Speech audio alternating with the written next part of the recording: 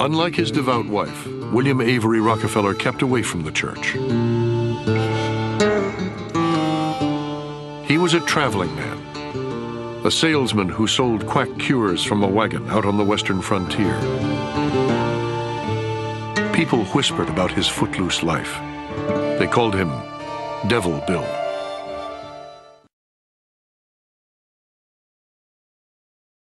Bill Rockefeller admitted to one of his neighbors, "I do business deals with my sons and I always try to cheat them, to make them sharp." Now, John D. did not always like those lessons in business, but he absorbed them. With Devil Bill, John D. discovered the excitement of taking a big risk, the allure of cold cash. Line upon line, as his earnings grew, his ambition quickened. He borrowed $1,000 from Devil Bill, with interest, and plunged into the risky business of commodity trading, buying and selling meat and grain. He was just 18.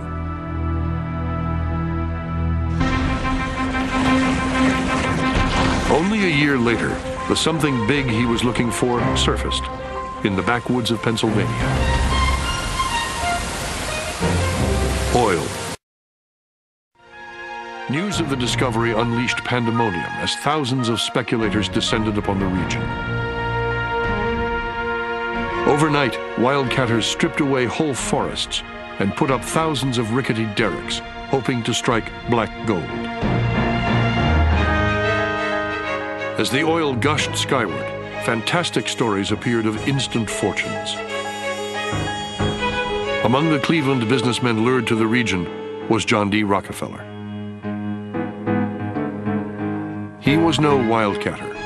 He saw that drilling for oil was a very risky business. Refining, not drilling, he decided, was where the steady money was to be made.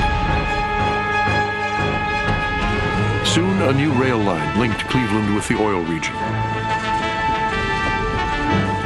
Rockefeller built his refinery right beside it.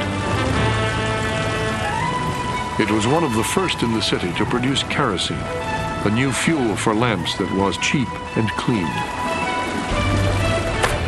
The poor man's light, as John D. called it, would bring a brilliant glow into American homes. The soaring demand for it, he was convinced, would make him rich. Obsessed with the business of oil, he mastered every detail, developed new products to sell. By age 25, his refinery was one of the largest in the world.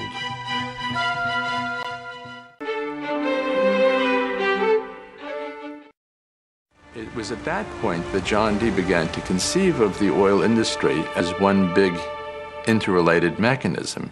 And you couldn't just change one component. You had to control the entire machine. In a move that would transform the American economy, Rockefeller set out to replace a world of independent oil men with a giant company controlled by him. In 1870, begging bankers for more loans, he formed Standard Oil of Ohio. The next year, he quietly put what he called Our Plan, his campaign to dominate the volatile oil industry, into devastating effect. Rockefeller knew that the refiner with the lowest transportation cost could bring rivals to their knees. He entered into a secret alliance with the railroads called the South Improvement Company. In exchange for large, regular shipments, Rockefeller and his allies secured transport rates far lower than those of their bewildered competitors. Ida Tarbell, the daughter of an oil man, later remembered how men like her father struggled to make sense of events. An uneasy rumor began running up and down the oil regions, she wrote. Freight rates were going up. Moreover, all members of the South Improvement Company, a company unheard of until now, were exempt. Nobody waited to find out his neighbor's opinion. On every lip, there was but one word, and that was conspiracy. What it really represented was the face of monopoly. It immediately became clear that the entire nature of the enterprise was going to change in ways that spelled their doom. The image that was always used was that of the anaconda, the squeezing python-like grips of this economic snake that was just taking individual entrepreneurs and just putting them out of business and reducing them to kind of economic strait where they had no alternative but to really to sell out to the principals in this conspiracy. It was a conspiracy, really. It was one of the first great economic conspiracies in this country. In an effort to thwart the scheme, many independents refused to sell crude oil to Rockefeller and his associates. Undaunted, Rockefeller used the threat of the South Improvement Company to intimidate his rival refiners in Cleveland. His brother and business partner William characterized the plan as war or peace, sell out to Standard Oil or suffer the consequences. Rockefeller might create a shortage of the railroad tank cars that transported oil. He might go out and buy up all the barrels on the market, so a competitor would have no place to store his oil or ship it. He would even buy up all the available chemicals that were necessary to refine oil. Rockefeller instructed Standard Oil men to communicate in code. The company was nicknamed Club. John D. Rockefeller was referred to as Chowder. Many of Rockefeller's targets had no idea that the local refiners who were slashing prices and acting like competitors were actually part of Rockefeller's growing empire. In just 2 months, he had taken over 22 of the 26 Cleveland refineries, revealing the single-minded drive that would make him both the wonder and the terror of American business. Methodically, secretly, John D. Rockefeller was doing more than transforming a single industry. He was changing forever the way America did business. The day of combination is here to stay, he declared. Individualism has gone, never to return. By 1879, when Rockefeller is 40, he controls 90% of the oil refining in the world.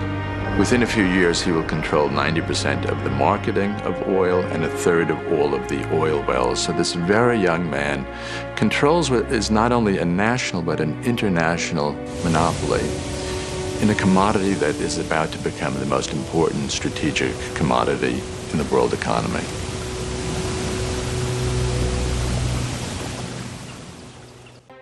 Well, oil was very important to America. Oil is important to America now, of course. Back then, oil was such a major factor in the U.S. economy. And John D. Rockefeller, the original Rockefeller, he began in a small way. He began buying up his competition. He was a ruthless businessman. He forced smaller competitors out of business. He grew bigger and bigger. There were no trusts. He literally had a monopoly on oil until Teddy Roosevelt came around and busted up big oil. The Supreme Court of the United States dissolved the Standard Oil Trust. Teddy Roosevelt was president. He was a Republican, but he was a trust buster. So he broke up the AT&T monopoly, broke up the Standard Oil monopoly. But what ended up happening was the Standard Oil Trust was broken into about 25 different companies by state. So you had Standard Oil of New York, which later merged with Standard Oil of Kentucky to form Mobil. You had Standard Oil New Jersey, which merged with some other Standard Oil state companies to form Exxon. Standard Oil of California was became Chevron. Standard Oil of Ohio became Sohio and then was bought by British Petroleum. Standard Oil of Indiana was Amoco. So you had all these Standard Oil companies that ended up being state Standard Oil companies. They merged with each other, these 25 companies, eventually became really more powerful than ever because of that, because there was, the Rockefellers, this decision by the Supreme Court was actually an economic boom. In order to further expand his big oil empire, John D. soon found himself in need of big money and big banking. That's when the Morgans came in. The story of how the House of Morgan and House of Rockefeller got together to forge one of history's unholiest of alliances. And the Morgans and the Rockefellers, were both financed by Jacob Schiff, Kuhn Loeb, and back in the 1800s, the big push in the United States was this westward expansion. So what the London bankers really wanted was, to basically tap into the vast resources of the West. And so they financed the Morgans and the railroads, and the Harrimans were involved with this too. Edward Harriman was a very powerful railroad man. The Vanderbilts were involved with this, Cornelius Vanderbilt. But the Morgan Bank financed it. Nothing can operate inside the United States, whether it be in industry, in government, or in politics, without the endorsement and the support of the major banking institutions. The Rockefellers, of course, went into banking as well, and they, of course, had both an industrial base, they had tremendous interest in the oil sector, and also in financial institutions. And of course, this gave them a tremendous amount of power, not only in terms of production, but also in regard to politics. It is important to note, Nazi Germany's war effort was largely supported by two organizations, one of which was called IG Farben. IG Farben produced 84% of Germany's explosives, and even the Zyklon B used in the concentration camps to kill millions. One of the unspoken partners of IG Farben was J.D. Rockefeller's Standard Oil Company in America. In fact, the German Air Force could not operate without a special additive patented by Rockefeller's Standard Oil. The drastic bombing of London by Nazi Germany, for example, was made possible by a $20 million sale of fuel to IG Farben by the Rockefeller Standard Oil Company. This is just one small point on the topic of how American business funded both sides of World War II.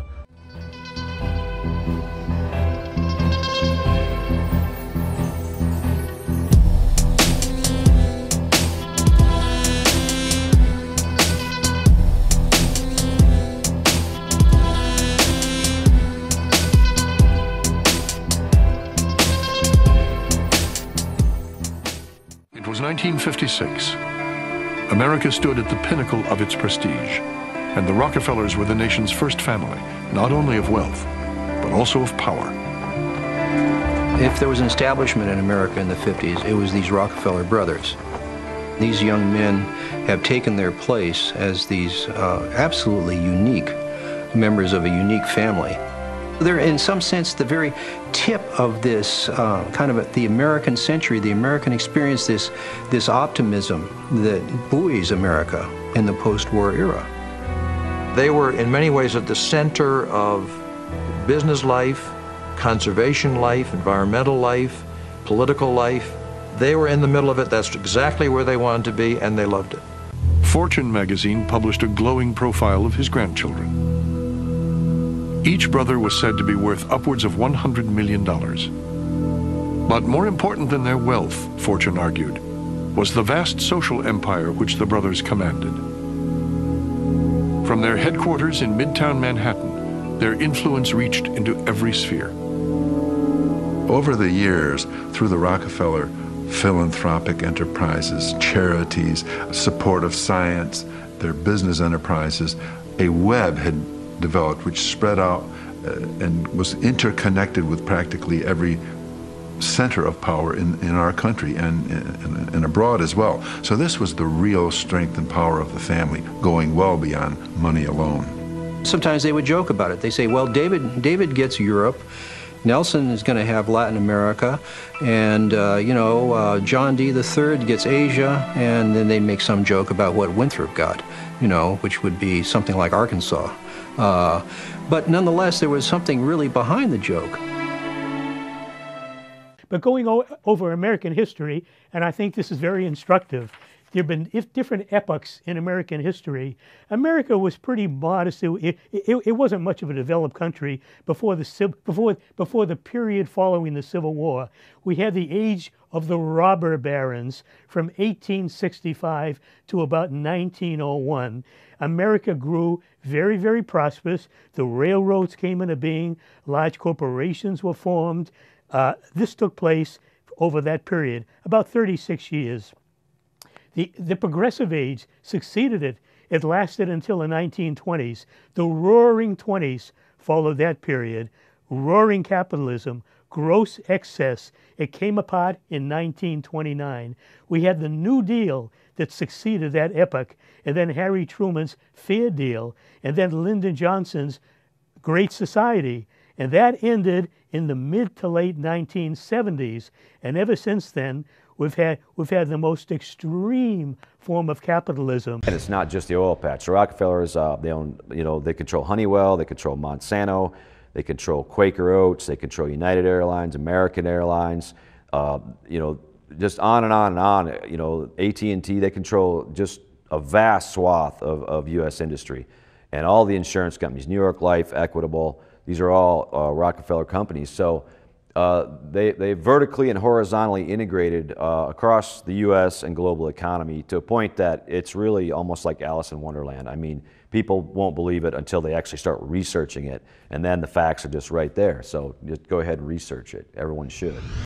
It was 1973 when the Rockefellers decided they needed their own State Department. That foreign policy was too important to be manipulated from behind the scene.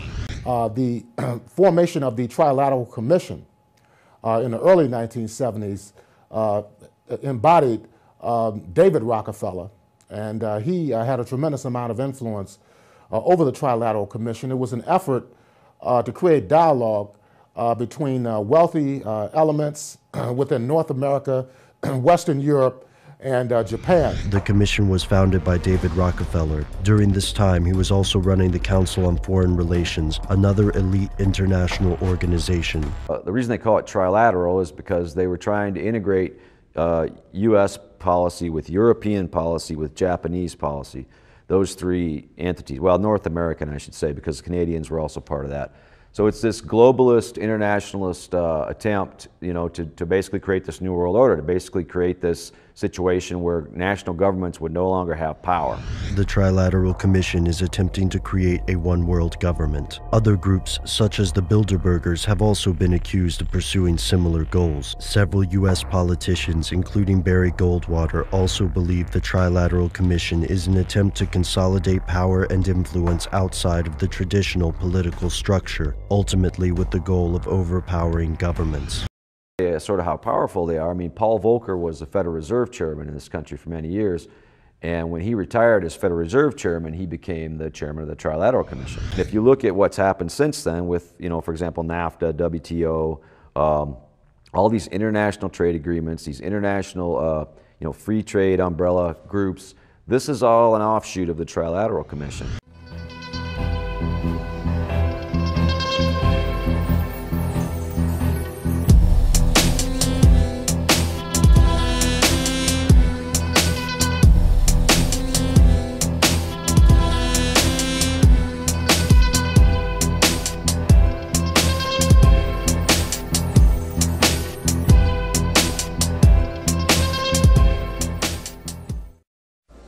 As many of you already know, the Rockefeller family is one of the wealthiest families on the planet, with independent estimates pointing upwards of $11 trillion US. The Rockefellers have a proven history of lying in order to conceal their true wealth.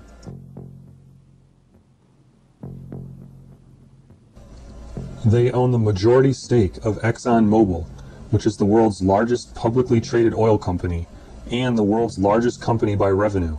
Exxon holds the record for highest profits of any company ever. The Rockefellers also own J.P. Morgan Chase, which is the largest banking institution in America by deposits and market cap. Chase, in turn, operates the largest hedge fund in America.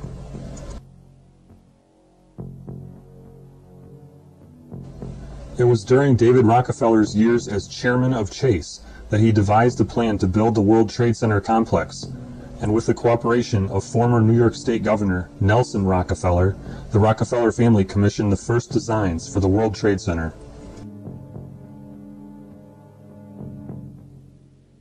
Along with the World Trade Center, the Rockefellers have been involved in many large real estate projects, such as One Chase Manhattan Plaza, the Council of the Americas, the Museum of Modern Art, Colonial Williamsburg, the Lincoln Center, the Embarcadero in San Francisco, and many more.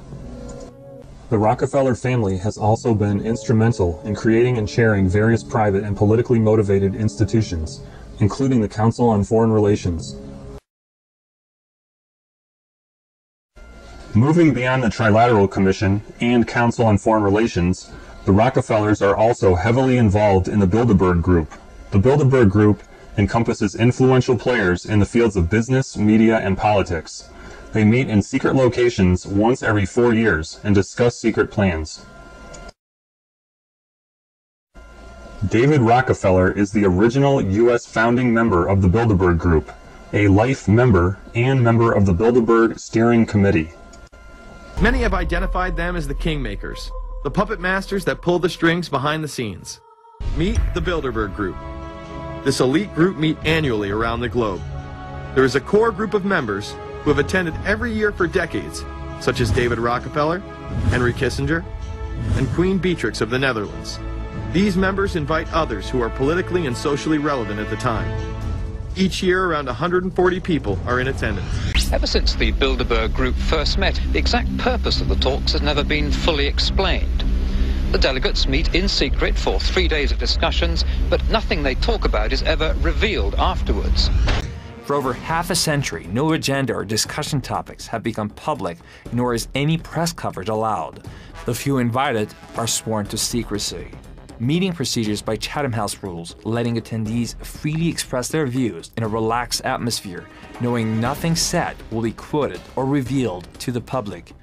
Arkansas Governor Bill Clinton, for example, who attended in 1991, there David Rockefeller told him why the North American Free Trade Agreement was a Bilderberg priority and that the group needed him to support it.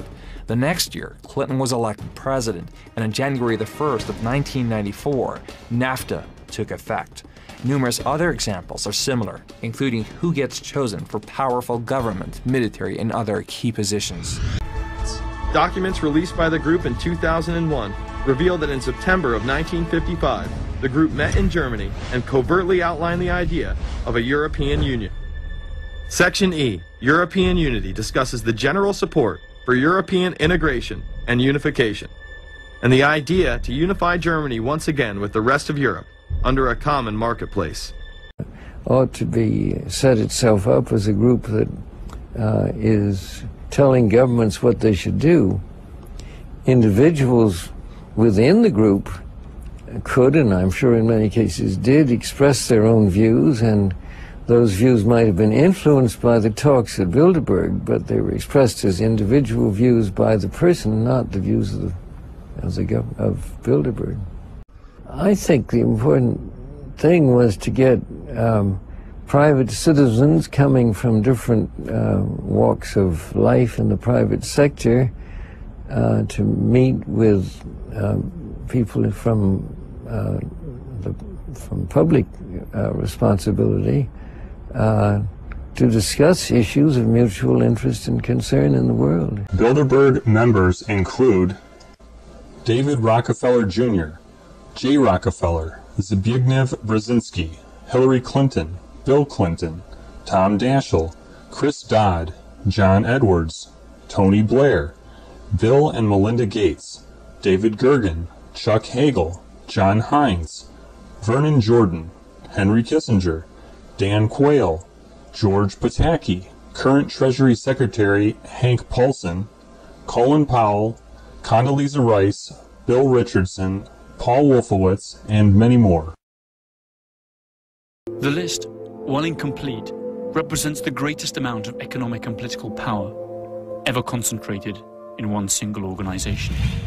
America and European countries, and I'm afraid too many others, have the best democracies that money can buy. The powerful interests, the powerful business interests get whatever they want because they buy the politicians. Sometimes they become politicians and then they recycle back into business. There is an unholy alliance between business, and big government. It's true in America, it's true in Europe, it's true in many other countries. It really is an unholy alliance. And you combine these forces, one hand feeds the other. And they harm so many people in what they do. That's the way the system works. It certainly is the way America works. Politicians, corrupt politicians in bed with corrupt CEOs, and they literally steal what they want. They benefit each other. They harm the world. The politicians wage wars so that these ugly people, the corporatists, can make money. They like a zero-growth society. That one's a little bit obscure. It's hard to know what they mean by that. But they say, without prosperity or progress, only greater wealth and power for them at the expense of everybody else. I think a good way of explaining it is to explain what's going on now. There's no growth going on in most Western countries. Growth is actually declining in major ones: Britain, Germany, France, Italy, Spain, Greece, Portugal, Ireland. But the bankers are having a party. How can the bankers make money when the economies are declining? Because the central banks that they either own or control print all the money that they ask for. And what do they do with this money? They use it to make more of it. They speculate with it. They steal. They stuff their pockets. They pay themselves big salaries and bonuses. So they benefit just fine, thank you very much. Ordinary people are harmed. Poverty is out of control. Unemployment is out of control. Homelessness, hunger, deprivation at record levels in America. And yet the bankers are supremely rich. Their stocks doing very, very well. Their profits, their bonuses, extremely high in economies that are very weak. This is a perfect world for the Bilderbergers. They believe in perpetual imbalance. They want to have artificially created crises around the world that will further increase their wealth. They also believe in manufactured crises and permanent wars because wars are profitable. And the more that are fought, the wealthier they get. They want absolute control of education, to program the public mind, to train those chosen for various roles, and to train others to be compliant. They want centralized control of education. They want us all to be learning their propaganda. One size fits all. The size they determine, the size they want, the size that benefits them at the expense of everybody else. They want centralized control of foreign and domestic policies. They want the United Nations to become the world government. They want United Nations taxes. They want the UN to act as a de facto world government, imposing a UN tax on everybody in the world. They want expanded trading blocs such as NAFTA and the European Union to reduce the importance of individual countries and of individuals to have control over their destinies. They want global trade policies, rules that they make that benefit them and again that harm everybody else. A global WTO, World Trade Organization. Again, they make the rules, nobody else does. They want to expand NATO and other regional military forces, again to weaken the power of individual countries. They want NATO to be a global world enforcer. Challenge them and NATO will ravage your country, murder your children, enslave you, destroy your country, to turn it to rubble. That's the role they want NATO to play. That's the perfect Bilderberg world. They make the rules. Everything goes the way they want. Anybody dissented, kill them. That's the Bilderberg world.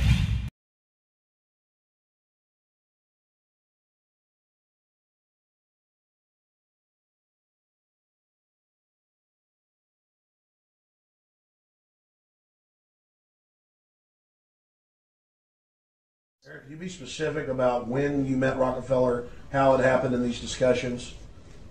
I met Rockefeller through a female attorney I knew who called me up one day and said, one of the Rockefellers would like to meet you. I had made a video called Mad as Hell, and he'd seen the video and wanted to meet me and knew I was running for governor of Nevada. So sure, I'd love to meet him. And I met him and I liked him, and he was a very, very smart man. And we used to talk and share ideas and thoughts. And he's the one who told me 11 months before 9/11 ever happened that there was going to be an event. Never told him what the event was going to be, but there was going to be an event. And out of that event, we were going to invade Afghanistan to run pipelines from the Caspian Sea. We were going to invade Iraq, to take over the oil fields, establish a base in the Middle East, and make it all part of the New World Order. And we'd go after Chavez in Venezuela.